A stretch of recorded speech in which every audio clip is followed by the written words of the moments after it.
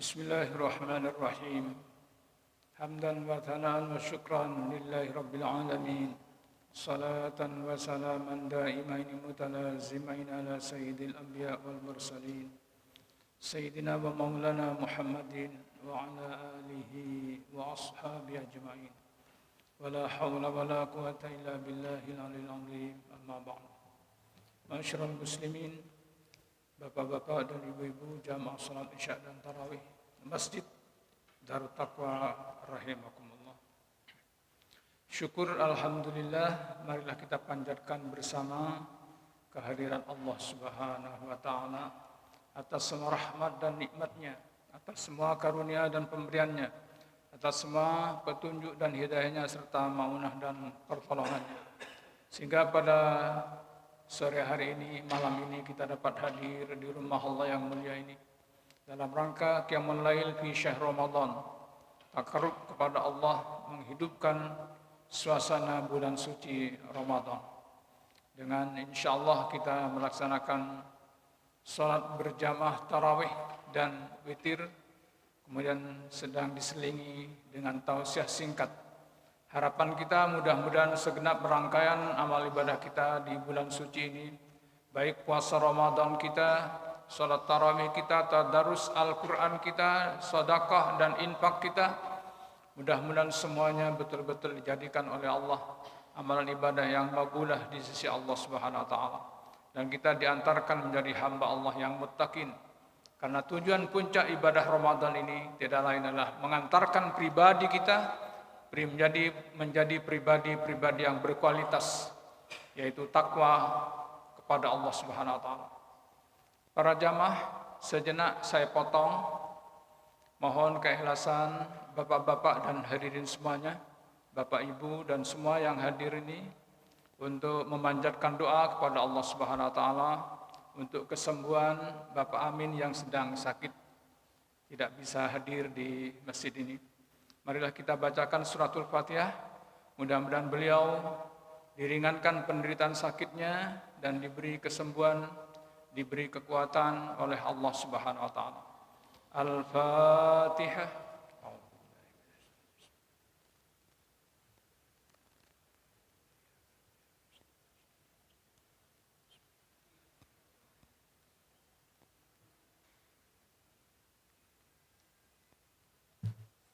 Terima kasih. Jazakumullah min khairil jaza. Amin ya rabbal alamin.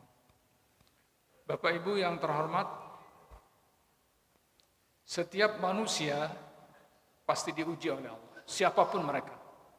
Jangankan kita adalah sebagai hamba Allah yang biasa-biasa saja, hamba Allah yang luar biasa pun diuji oleh Allah Subhanahu wa taala. Rasulullah Muhammad sallallahu alaihi wasallam itu adalah hamba yang paling dicintai oleh Allah, dan Rasulullah sangat cinta kepada Allah Subhanahu wa taala. Ujiannya bertubi-tubi dalam rangka menegakkan iman, menegakkan perintah Allah, dalam rangka menegakkan risalah yang dibebankan oleh Allah Subhanahu wa taala kepada pribadinya. Kaum muslimin rahimakumullah, ujian bermacam-macam, bervariasi bentuknya. Tapi yang jelas dari sekian ujian yang Allah berikan itu hanya ada dua. Yang pertama kata Allah, "Wa nabluukum bisyarri wal khair fitnah." Aku uji kalian semuanya, aku bebankan kepada kalian semuanya, aku timpakan kepada kalian semuanya bisyarri wal khairi fitnah. Bil khairi wasyarri fitnah. Dengan kebaikan dan keburukan, atau dengan kesenangan dan kesengsaraan, dengan penderitaan dan kesenangan, ujian dan ujian diberikan oleh Allah hanya ada dua macam. Fitnatan sebagai bentuk ujian kepada kamu semuanya. Kaum muslimin rahimakumullah, ada sebuah kisah. Ada 3 orang hamba yang sama-sama taat pada Allah Subhanahu wa taala pada zaman Bani Israel. Zaman itu ada 3 orang yang semuanya taat pada Allah, semalam suntuk beribadah pada Allah. Terus menerus sepanjang tahun dia beribadah pada Allah dan berdoa pada Allah Subhanahu wa taala karena sedang ditimpa penyakit. 3 orang ini masing-masing diberi penyakit yang agak aneh. Tidak seperti biasanya orang sakit, tapi sakit yang ini yang pertama kena sakit belang. Penyakit kulit yang tidak kunjung sembuh. Diobati seperti apapun tidak pernah sembuh, tidak kunjung sembuh. Bertahun-tahun dia menderita sakit belang dan dia sangat malu, sangat tidak enak, sangat risih kalau sampai terlihat oleh orang. Orang mungkin melihatnya jijik karena sakitnya adalah sakit yang agak aneh. Kok sakitnya sakit belang dan menjijikkan nampaknya. Berdoa pada Allah Subhanahu wa taala. Terus-menerus berdoa dan berdoa. Walaupun tidak kunjung sembuh, tapi selalu berdoa, dia aktif berdoa kepada Allah. Minta pada Allah siang dan malam, tidak berhenti berdoa, munajat ke hadapan Allah Subhanahu wa taala agar segera diberi kesembuhan. Yang kedua, orang kedua ini adalah diberi ujian oleh Allah, bukan sakit tapi botak. Botak zaman itu tidak populer seperti sekarang, Pak. Kalau sekarang kan botak itu agak populer ya. Menunjukkan orang botak itu artinya orang pinter. Biasanya yang botak-botak, mohon maaf, kebanyakan itu adalah profesor yang banyak berpikir sehingga rambutnya rontok dan rontok. Habis.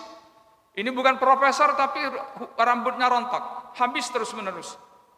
Kemudian dia telah berdoa pada Allah, ya Allah, satu saat tumbuhkan rambut di kepalaku. Terus-menerus. Walaupun rasanya tidak mungkin. Orang kalau sudah botak biasanya kan tidak mungkin bisa tumbuh rambut. Karena itu pori-porinya sudah tertutup. Pori-pori untuk tumbuh rambut itu sangat sulit kalau sudah sampai botak mengkilap itu. Kemudian tapi dia tetap tidak pernah putus asa berdoa pada Allah Subhanahu wa taala. Yang ketiga adalah orang buta tapi taat pada Allah. Berdoa pada Allah Subhanahu wa taala ingin disembuhkan dari kebutaannya. Terus menerus. Satu saat dipanggil malaikat Jibril oleh Allah Subhanahu wa taala. Ya Jibril, coba datangi hambaku itu. Apa yang diminta itu? Allah sudah tahu, tapi mengutus Jibril untuk mencari tahu supaya benar-benar terkonfirmasi apa yang diminta itu betul-betul diminta kepada Allah Subhanahu wa taala melalui malaikat Jibril, dikonfirmasi, diklarifikasi. Datanglah malaikat Jibril kepada orang yang pertama. Wahai fulan, kiranya apa yang kau minta pada Allah? Kata orang yang pertama yang sakit belang ini atau sakit kulit ini, saya ingin disembuhkan oleh Allah. Saya malu. Kulit saya ini belang seperti ini, menjijikkan. Tampaknya adalah sangat-sangat memalukan. Oleh karena saya minta pada Allah terus-menerus, saya berdoa dan berdoa terus-menerus, tidak pernah berhenti saya berdoa pada Allah Subhanahu wa taala. Ketika itu langsung oleh malaikat Jibril diusap kulit orang itu, sembuh seketika. Subhanallah, luar biasa. Kehendak Allah atas izin Allah, sembuh. Kemudian ditanya, wahai fulan, apa lagi yang kau minta pada Allah? Kalau yang boleh aku minta lagi, minta onta. Diberikan onta oleh baginda malaikat Jibril, oleh malaikat Jibril. Seketika itu langsung menjelma onta di depan orang itu. Sudah dikirim oleh Allah Subhanahu wa taala dan sudah bunting. Onta itu sudah bunting, tinggal melahirkan, baru lagi akan melahirkan. Sudah, sebelum orang ini sempat bertanya pada Jibril, siapa Anda yang datang ini? Malaikat Jibril sudah menghilang. Tidak ketahuan tampaknya kemana, tidak ketahuan. Belum sempat orang bertanya karena tertegun, penasaran besar, penasaran berat. Malaikat Jibril sudah meninggalkan orang ini. Tidak sempat bertanya.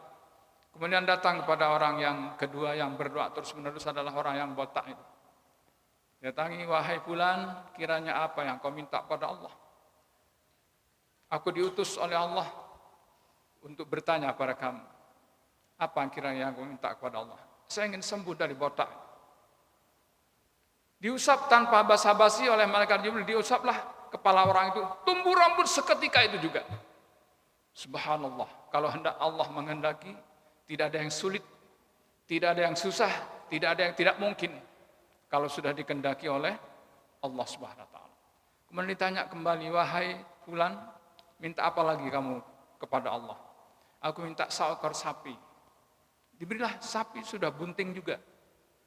Sapi betina sudah bunting, diberikan pada orang ini. Kemudian datanglah kepada orang yang ketiga malaikat Jibril. Didatangi orang ini, wahai fulan, kamu sudah bertahun-tahun berdoa pada Allah. Apa kiranya yang kamu minta pada Allah? Saya ingin disembuhkan dari kebutaan. Diusap, wajahnya dapat melihat seketika itu juga. Mereka syukur pada Allah Subhanahu wa taala, sujud syukur, Kemudian ditanya oleh malaikat Jibril, minta apa lagi kamu pada Allah? Saya hanya ingin kambing saja. Kambing yang sudah bunting. Diberikan oleh malaikat Jibril seperti yang pertama dan kedua. Diberikan. Kemudian ditinggal oleh malaikat Jibril beberapa waktu lamanya, kambing dan onta serta sapi ini berkembang biak luar biasa. Cepat sekali. Biasanya sapi itu melahirkan hanya 1 ekor, onta itu mungkin hanya 1 ekor. Ini tidak, berekor-ekor. Lalu anak yang dilahirkan itu, anak onta, anak sapi yang dilahirkan itu berkembang biak dengan cepat sekali dan berkembang biak, sehingga pada satu saat orang ini sempat membangun istana karena kekayaannya yang luar biasa.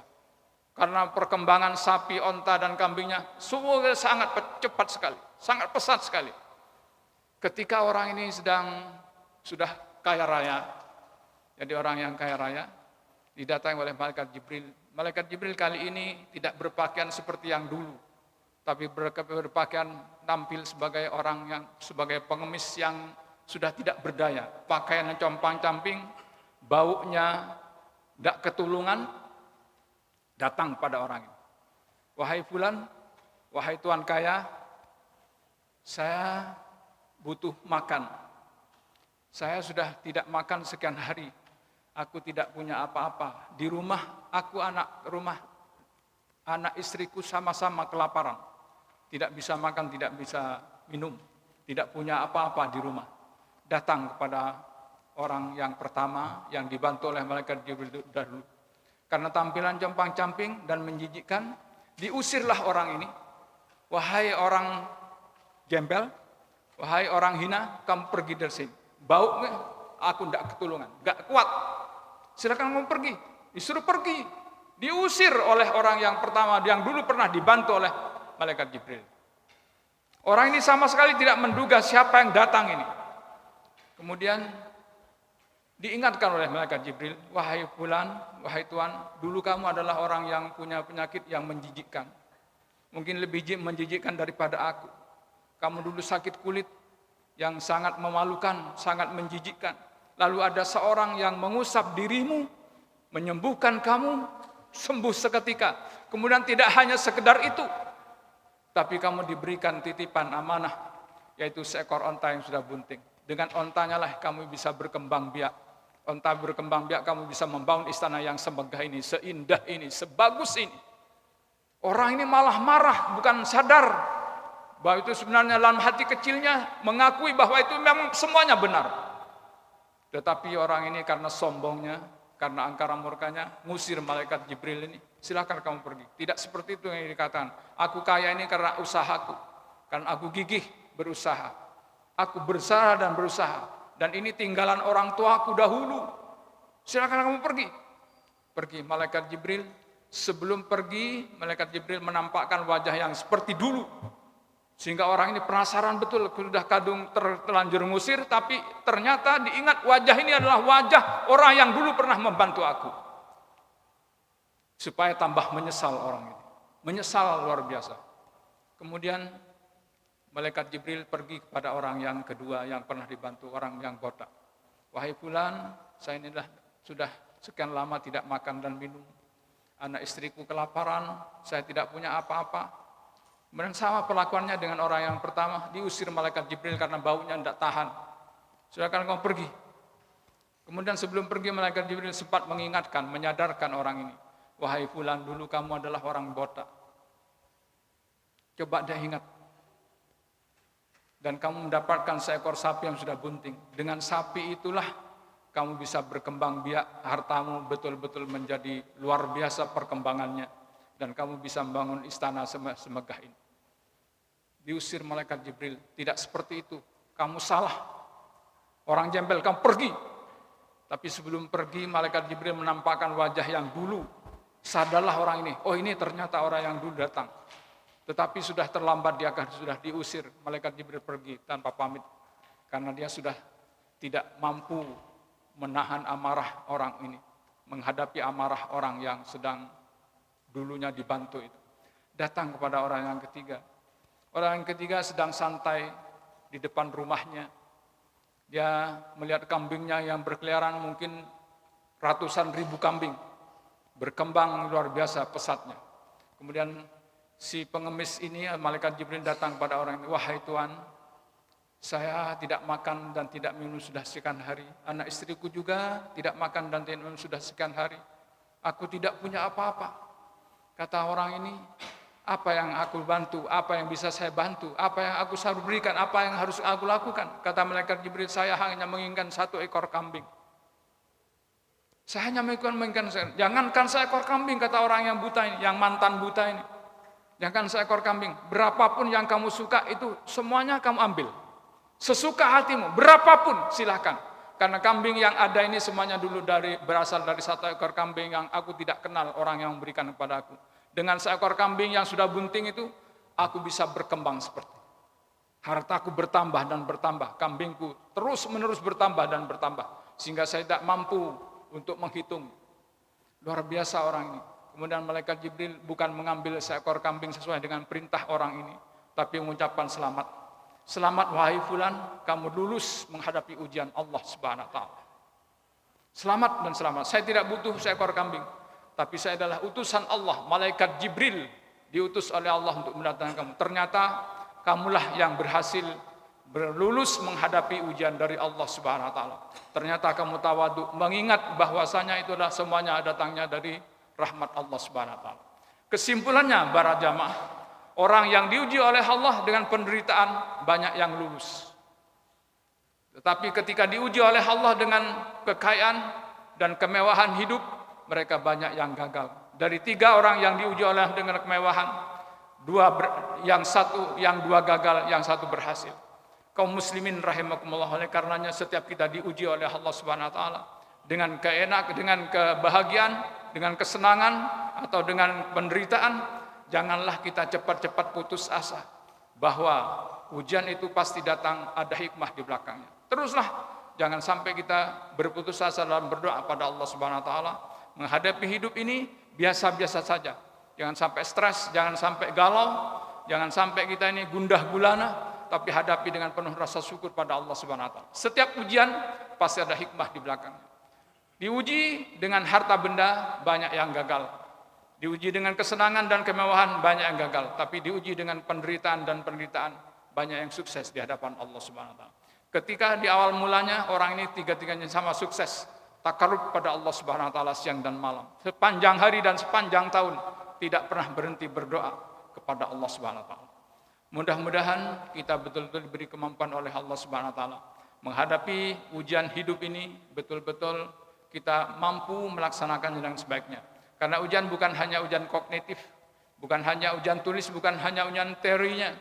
Kita hafal rukun iman, semuanya pasti hafal rukun iman, tapi prakteknya yang paling berat. Ketika kita diuji oleh Allah di tengah-tengah praktikumnya, di tengah-tengah lapangannya, inilah yang paling berat.